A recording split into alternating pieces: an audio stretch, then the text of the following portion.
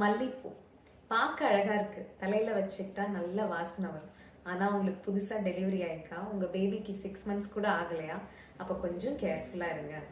Hi, welcome to வேதிக் மாம். நான் doctor Kiruthika Narayanan, உங்க ayurvedic gynaecologist. Daily உங்களுக்கு இந்த மாதிரி குட்டி குட்டி டிப்ஸ் சொல்றேன். இன்னைக்கு மல்லிப்பூ.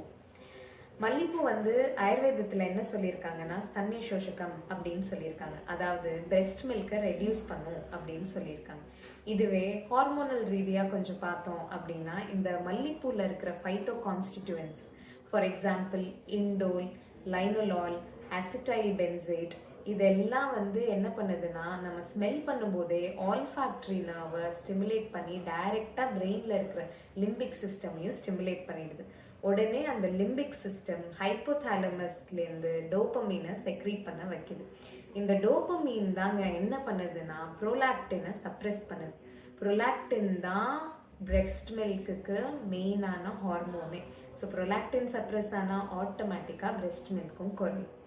அதனால தான் மல்லிப்பூ வச்சுக்காத அப்படின்னு சொல்கிறாங்களா, வீட்டில் புதுசாக குழந்தை பிறந்திருக்கு மல்லிப்பூ வச்சுக்காத அப்படின்னு சொன்னாங்கன்னா, அது இதனால தான். Jasmine as such is a very beautiful flower. நீங்கள் ஆனால் breast feeding பண்ணுறீங்க அப்படின்னா அதை கொஞ்சம் அவாய்ட் பண்ணுங்கள். இதுவே breast feeding ஸ்டாப் பண்ணிவிட்டு நீங்கள் உங்கள் பேபிக்கு ஃபுட்டு ஆரம்பிக்க போகிறீங்கன்னா அது வேறு விஷயம். ஸோ breast feeding பண்ணுறீங்கன்னா மல்லிப்பூவை கொஞ்சம் அவாய்ட் பண்ணுங்கள்.